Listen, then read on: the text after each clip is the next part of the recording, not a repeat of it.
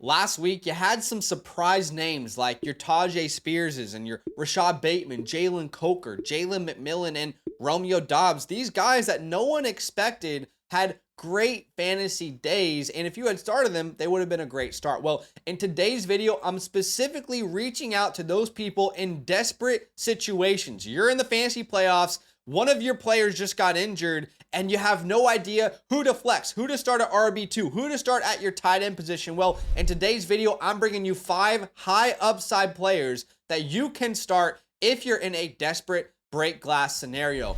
Starting off with Ameeeeer Abdullah. Now, originally, this was going to be Sincere McCormick in this video because he was starting to take over the Raiders backfield, but he got injured last week, of course. It's so unfortunate. Of course, if he's able to play, we'll replace Abdullah with his name, but I do believe Abdullah will be the starter for this team. Alexander Mattison, he fumbled last week, and he's been pretty bad the entire year. I don't think that he should be a big concern. Ameeeeer Abdullah, if Sincere McCormick is out, would be my RB29 this week. So he would be kind of like on the fringe of an RB2, a high-end RB3 type of range. He plays the Jacksonville Jaguars, which is a great matchup. It's actually the 4th best matchup for your running back. I mean, let's look at, back at what's happened against running backs for the Jags this year. For example, Dare Ogunbowale, a backup, pretty much the same role as Ameeeeer Abdullah, by the way. This older veteran running back who is a pass catcher but can get some work on the ground when his number one is out. Well, Dare Ogunbowale against this defense had 15 points, had a touchdown. Great to see. Well, another backup, Trey Sermon, had 18 points against this defense before. DeAndre Swift had 22 points. Josh Jacobs, of course, went off. And then Saquon Barkley had that 33-point game against this defense. Point is, it's a good matchup to try and exploit. I mean, the Jaguars this year, Jaguars this year, people always make fun of me for how I say that. They give up the most yards per game and the 5th most points allowed per game to opposing offenses. So here's what I can promise you. If there's no Sincere McCormick, Ameeeeer Abdullah, there are far worse options to put into your lineup. I'm predicting at least 12 touches, and I believe he will get the red zone work. And if this team is down, they're going to use him in the air. I mean, guys, let's look at what happened last week. Last week, when Sincere McCormick went down, we had Ameeeeer Abdullah score 19.6 PPR points. He played 46% of the snaps, and he had 7 targets through the air. 7 targets, 58 yards, and a touchdown. Well, let's think back. The last time he started for this team was week 12 versus the Denver Broncos. You guys remember that? He played 90% of the snaps, and still had 6 targets and had another receiving touchdown. So, again, this is potentially the Dare Ogunbowale route, the Trey Sermon route, the backup in a good matchup, with clear opportunities. All right, moving on. Let's talk about Brenton Strange. Yes, I know. It's crazy that here we are, at this point of the season, and we are talking about Brenton Strange. Well, if you don't know, Evan Ingram, our beloved king, is on the IR. He's officially out for the year. RotoWire confirmed that about 3 days ago, and that opened up a huge opportunity for Brenton Strange last week. Now, we have seen Brenton Strange start before. For example, in week 5 versus Indianapolis, he went out there, had 12 points. He played 84% of the snaps, had 4 targets, and caught a touchdown. Okay? I mean, we've seen him at different points have touchdowns and have success in this offense without Evan Ingram. Now, last week, his first game since the bye week without Evan Ingram, he was out there with Mac Jones, who is the backup. Brenton Strange, also the backup. They have this inbuilt chemistry, and he had 18.3 PPR points. He played 82% of the snaps, saw 12 targets, caught 11 of them for 73 points, or 73 yards. That would be crazy. And he was one of the best tight ends in fantasy football last week. I mean, he scored more than Brock Bowers. He scored more than Travis Kelce. He scored more than Trey McBride, for example. So now you have another example of a team that is struggling, that they're facing the Las Vegas Raiders, who are the 4th best matchup for your fantasy tight end.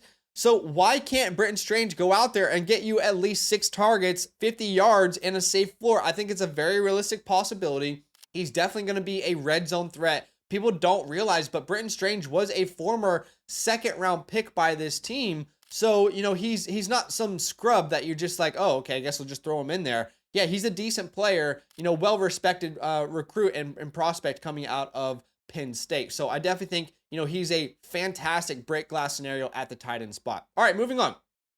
The third player that I think you can kind of break glass with is Leek Washington versus the San Francisco 49ers. Now, here's what I'll say. Full transparency, the 49ers are actually the second worst matchup for your wide receivers. So let's just get that out the way here straight away, okay? It's not a good matchup. All right, I'm not going to sit here and lie to you, but it is a good offense, right? It's a good offense that likes to get the ball out to his wide receivers. In the last 3 or 4 weeks, they've really started to be more intentional about getting their wide receivers involved. Tyreek, Waddle have both had good days, but last week Jalen Waddle went out of the game with an injury. He only played 38% of the snaps, and then they're labeling him day to day with a knee injury. I don't think he plays. We'll have to wait and see. I mean, Mike McDaniel came out and said it's not a major, not surgery-related type of knee injury, but we'll kind of have to monitor that throughout the week. But if Leek Washington is going to start for this team, I think he has a fantastic opportunity ahead of him. Here's what you need to know. Leek Washington broke records in college for the Virginia Cavaliers for the ACC conference. He's, this really productive slot wide receiver. He fits in like a glove to replace Jalen Waddle in this offense. And last week, that's exactly what he did. He played 59% of the snaps, got 6 targets, caught 5 of them for 52 yards, a really safe 10-point floor. And while the matchup, again, is not good versus the 49ers, what you do know is these two teams are going to be battling it out. It's not going to be a blowout either way. Both of these teams are going to be wanting to throw the ball deep into the second half. So again, Leek Washington, very talented player. I mean, we've seen him in the past, right? He had that end-around touchdown in Week 10 versus the Los Angeles Rams. He's no scrub. And, if he's out there and you need a break glass scenario, you can. He's my wide receiver 42, but there are worse options this week. All right, the fourth player that, again, desperate situations call for desperate measures. If you lost Alvin Kamara or David Montgomery, then there are way worse options than a name like Kendre Miller this week. Kendre Miller, who faces the Green Bay Packers, and again, let's get this out of the way. It's not an ideal matchup. The Packers are the 11th worst matchup, so they're kind of middle of the pack, but it's not a matchup that you're really going to go out there and attack. But here's what we know. Alvin Kamara, who obviously is the starter, the RB2 on the season, he's been so good in this offense. He's nursing that groin injury. They're calling it an adductor rather injury, not abductor. He has a groin injury basically. All right. It's a fancy way to say his groin is hurting.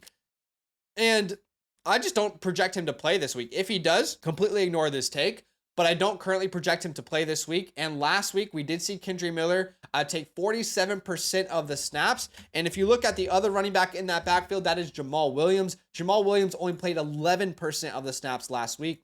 This coaching staff, ever since they fired Dennis Allen, have talked very highly about Kendre Miller, so they do like him. Last week versus Washington, a good rushing defense. He averaged over 5 yards per carry, again, in only 47% of the snaps. I think he has a very safe floor.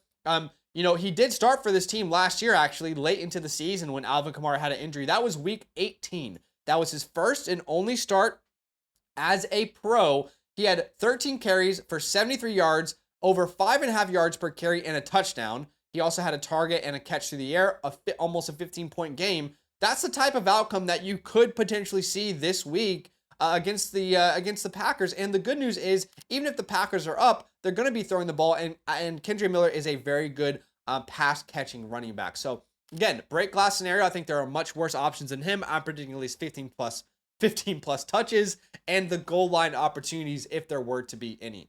All right, last name. Honestly, we are really digging deep into our bag here, guys, but Calvin Austin at the Baltimore Ravens. Now, here's the deal. George Pickens missed another practice on Tuesday with that hamstring injury. We'll have to keep monitoring that throughout the entire week, but it doesn't look like he's going to play again. Remember, he's missed the last 2 games versus Cleveland and Philadelphia. If Pickens plays, he's one of the best plays this entire week, but it's looking like he's on track not to play. The Ravens are a matchup you can target through their secondary, the 10th best matchup for your wide receiver. And last week, as the number 1 for this team, Calvin Austin, 81% of the snaps. He had 5 catches for 65 yards, over 11 points. That's a safe floor for some of you guys out there who are in a tough spot. I mean, the Ravens this year, Terry McLaurin had 23 points against them. Tillman had 28. Sutton had 23. Pickens had almost 17 without a touchdown. Malik Neighbors last week had a 24-point game. Jamar Chase averaged over 48 points, against these guys in both of his games. Another team like the Vikings, actually, where you want to attack them through the air. They give up the second most passing yards per game and allow the fewest rushing yards per game. So look, I'm predicting a Calvin Austin to get 7 targets, which would be a season high if George Pickens doesn't play. What he does with those targets, I don't know, but I do think he has a fine opportunity ahead of him.